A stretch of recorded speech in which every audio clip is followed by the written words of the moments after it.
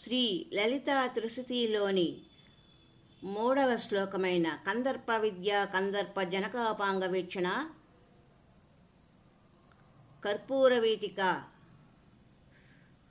కర్పూరవీటి సౌరభ్య కల్లోలిత కగుప్తట.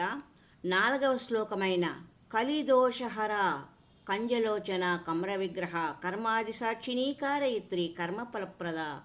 ఈ 4వ శ్లోకంలోని కలిదోషహర అనే పదానికి గల అర్థములను తెలుసుకుందాము.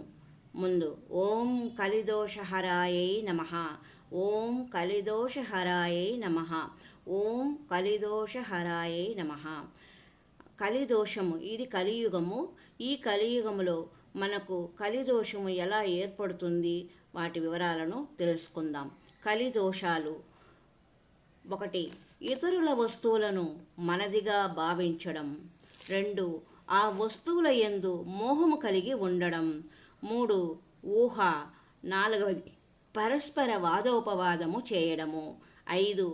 ఆలోచించకుండా కర్మ చేయడం అంటే పని చేయడము. 6. ఇతరుల పట్ల శ్రద్ధ చూపించడం, మన యందు శ్రద్ధ లేకపోవడం.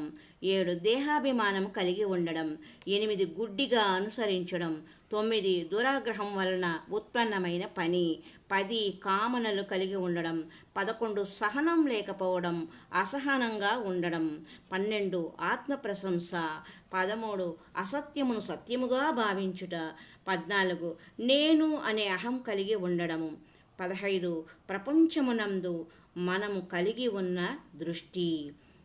ఈ 15 కలిదోషాలను అమ్మవారు తన యొక్క చూపులతో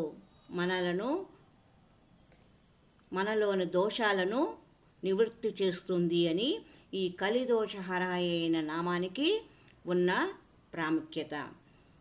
అన్ని సమయాలలో మంచి సమయము కలికాలము. భక్తి, ప్రేమ, శ్రద్ధ, నిష్ఠ ఇవి ఉంటే మనకు కలిదోషము అంటదు. ఓం ఐం ప్రీం శ్రీ మాత్రే నమః. ఓం శ్రీ లలితా పరా భట్టారికా దేవతాభ్యో నమః. హరి ఓం తత్సత్.